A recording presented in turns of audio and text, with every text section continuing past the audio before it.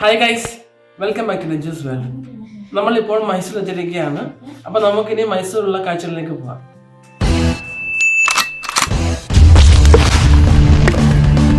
Renju'z world.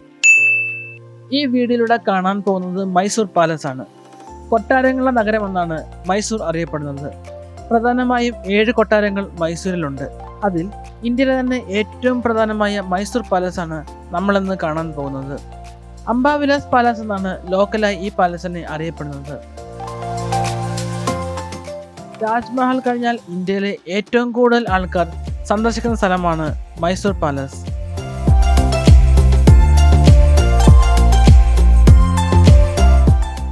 പതിനാലാം നൂറ്റാണ്ടിലായിരുന്നു ആദ്യമായി ഇവിടെ ഒരു കൊട്ടാരം പണി കഴിപ്പിക്കുന്നത്.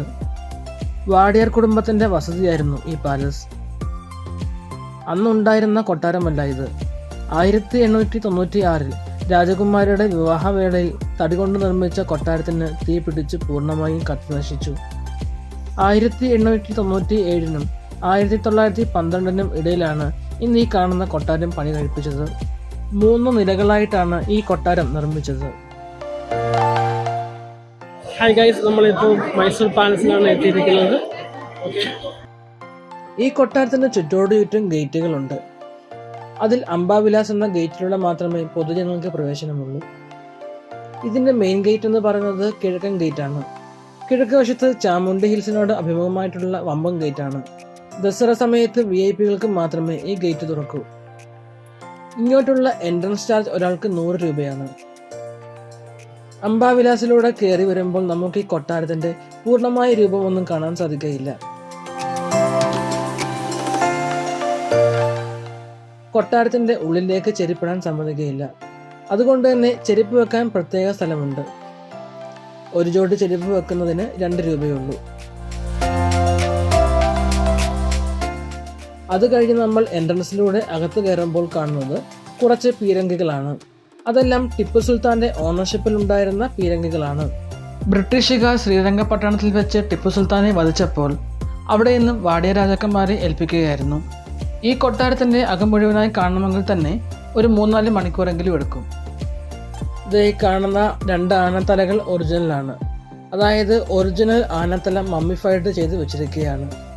അതിന്റെ ചരിത്രം എന്ന് പറയുന്നത് 1955 കുടകിലെ കാട്ടിൽ വെച്ച് നാട്ടുകാർക്ക് ശല്യമായിരുന്ന ആനയെ രാജാവ് വെടിവെച്ച് വീഴ്ത്തി. തലകൾ മുറിച്ചു മാറ്റി മമ്മികളാക്കി കെമിക്കൽ ട്രീറ്റ്മെന്റ് ഒക്കെ ചെയ്തിട്ടാണ് വെച്ചിരിക്കുന്നത്. ഇത് ഭയങ്കര ഇൻട്രസ്റ്റിംഗ് ആയിട്ട് തോന്നി. അങ്ങനെ ആർക്കും പെട്ടെന്ന് കണ്ടാൽ മനസ്സിലാവില്ല ഒറിജിനൽ ആനത്തലയാണ്. കൊട്ടാരത്തിലെ മറ്റൊരു ആകർഷണമാണ് കല്യാൺ മണ്ഡപം. ഈ കാണുന്നത് ബെൽജിയം ഗ്ലാസ് റൂഫാണ്. ഈ മേൽക്കുര മുഴുവനും സ്കോട്ട്ലാൻഡിലാണ് നിർമ്മിച്ചത്. മനോഹരമായ ഇരുമ്പ് തൂണുകളാണ് ഈ മേൽക്കൂരയെ താങ്ങി നിർത്തിയിരിക്കുന്നത്. രാജകീയ വിവാഹങ്ങൾക്കും അതുപോലെ വിശേഷാവസരങ്ങൾക്കുമാണ് ഈ ഹാൾ ഉപയോഗിച്ചിരുന്നത്. ഗോൾഡൻ ലൈറ്റിങ്ങും അതുപോലെ കൊത്തുപണികളും എല്ലാം കൂടി വളരെ മനോഹരമാണ് ഈ ഹാൾ കാണാൻ. പിന്നെ അതിൻ്റെ ചുറ്റിനും മൈസൂർ ദസറ ആഘോഷത്തിന്റെ ഭാഗമായ പെയിന്റിങ്സ് ആണ്. ഒറിജിനൽ ഫോട്ടോസ് അതേപടി നോക്കി വരച്ചിരിക്കുക എന്നാണ് ഇവിടെ എഴുതി വച്ചിരിക്കുന്നത്. അത് കഴിഞ്ഞ് മുന്നോട്ട് പോകുമ്പോൾ നടുമുറ്റം പോലെ തോന്നിപ്പിക്കുന്ന ഏരിയ കാണാം. വെങ്കലത്തിൽ തീർത്ത 2 പുലികളുടെ പ്രതിമകളാണ് ഇവിടെ വെച്ചിരിക്കുന്നത്. ഇവിടെ മാത്രമല്ല, കൊട്ടാരത്തിന്റെ പല ഭാഗങ്ങളിലും രൗദ്രമുഖമുള്ള പുലികളുടെ പ്രതിമകളുണ്ട്.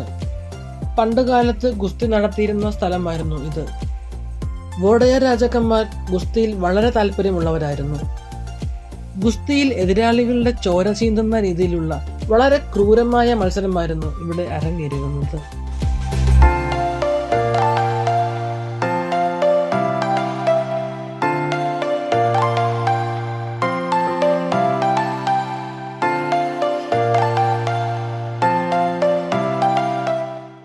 അത് കഴിഞ്ഞ് മുന്നോട്ട് പോകുമ്പോൾ അമ്പാരി കാണാൻ സാധിക്കും. ഇപ്പോഴും മൈസൂർ ദസറ കാലത്ത് ആനയുടെ പുറത്ത് എഴുന്നള്ളിച്ച് കൊണ്ടുപോകും. പൂർണ്ണമായും സ്വർണ്ണത്തിൽ തീർത്ത 750 കിലോ തൂക്കമുള്ള അമ്പാരിയാണിത്.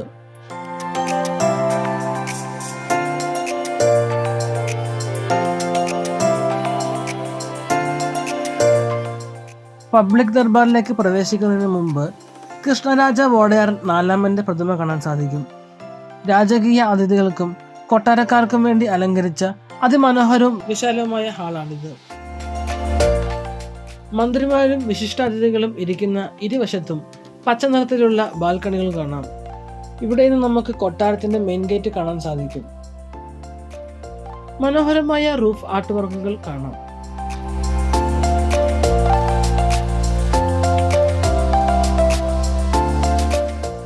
മുഴുവൻ കൊത്തുപണികളും ചിത്രങ്ങളുമാണ് ഈ ഹാൾ മുഴുവൻ. പൊതു അറിയിപ്പുകൾക്കും ഹിയറിങ്ങുകൾക്കും വേണ്ടി ഈ ഹാൾ ഉപയോഗിച്ചു. ഈ പബ്ലിക് ദർബാർ ഹാൾ മനോഹരമായി രൂപകൽപ്പന ചെയ്ത പച്ചയും സ്വർണ്ണ നിറത്തിലുമായ തൂണുകളുണ്ട്.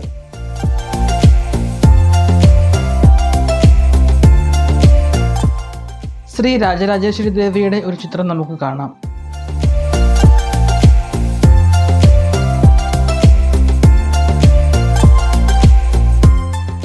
അത് കഴിഞ്ഞ് മുന്നോട്ട് പോകുന്നത് പ്രൈവറ്റ് ദർബാർ ഹാളിലേക്കാണ്. ദർബാർ ഹാൾ ശരിക്കും പറഞ്ഞ ഒരു വിസ്മയം തന്നെയാണ്. അതിമനോഹരമാണ് ഈ ദർബാർ ഹാൾ കാണാൻ. ഈ ഹാളിൽ വെച്ചാണ് റോയൽ സെറമണിയൊക്കെ നടന്നിരുന്നത്. രാജാവ് തന്റെ മന്ത്രിസഭയെ കാണുകയും പ്രധാന വ്യക്തികളുമായി കൂടിക്കാഴ്ച നടത്തുകയും ചെയ്തിരുന്നത് ഈ ഹാളിലാണ്.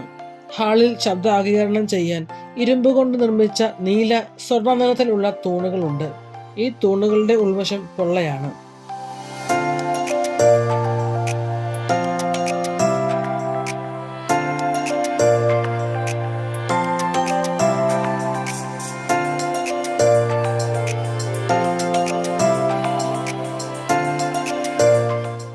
കൊട്ടാരത്തിൽ നിന്ന് പുറത്തു കടക്കാൻ 3 വാതിലുകളാണുള്ളത്. 2 റോസ് വുഡിൽ തീർത്തതും നടുക്കുള്ള വാതിൽ പൂർണ്ണമായും വെള്ളിയിൽ നിർമ്മിച്ചതുമാണ്.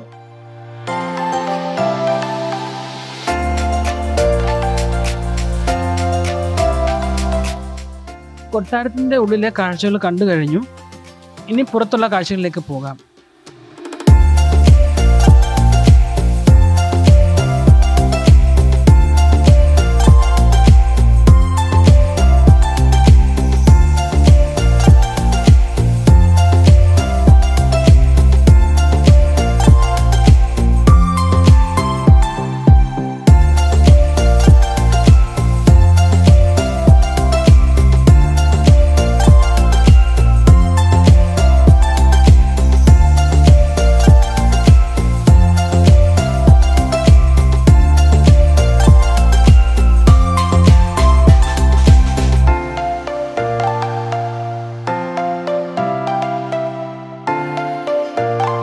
അങ്ങനെ നമ്മൾ മൈസൂർ കൊട്ടാരത്തിൻ്റെ കാഴ്ചകൾ കണ്ടു തീർത്തു.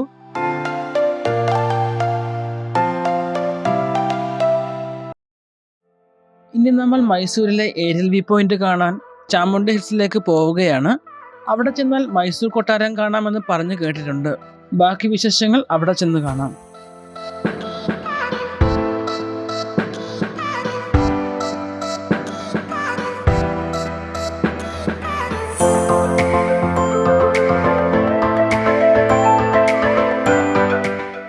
ഇതാണ് ഏരിയൽ വ്യൂ പോയിന്റ്. ഇവിടെ നിന്നാൽ മൈസൂർ പട്ടണത്തിന്റെ പ്രധാന ഭാഗങ്ങൾ എല്ലാം കാണാം. രാത്രിയിൽ ഈ കാഴ്ച കാണാൻ വളരെ ഭംഗിയാണ്. ദോ ആ കാണുന്നതാണ് മൈസൂർ പാലസ്.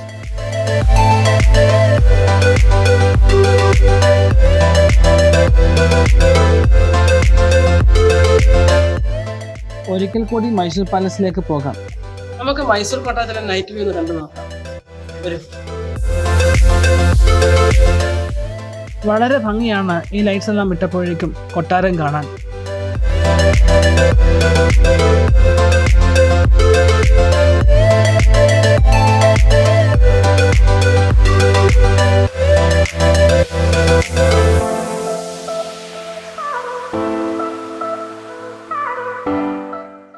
ഇവിടെ നൈറ്റിലും കുതിര സവാരികളെല്ലാം അവൈലബിൾ ആണ്.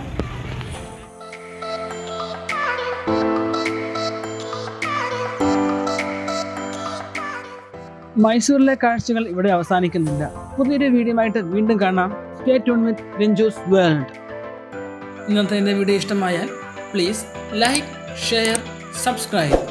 കൂടാതെ തൊട്ടടുത്ത് കാണുന്ന ബെല്ലൈക്കണും കൂടെ എനേബിൾ ചെയ്ത് കഴിഞ്ഞാൽ ഞാൻ അപ്ലോഡ് ചെയ്യുന്ന ഓരോ വീഡിയോസും നിങ്ങൾക്ക് അപ്പോൾ തന്നെ നോട്ടിഫിക്കേഷനായിട്ട് ലഭിക്കുന്നതാണ്.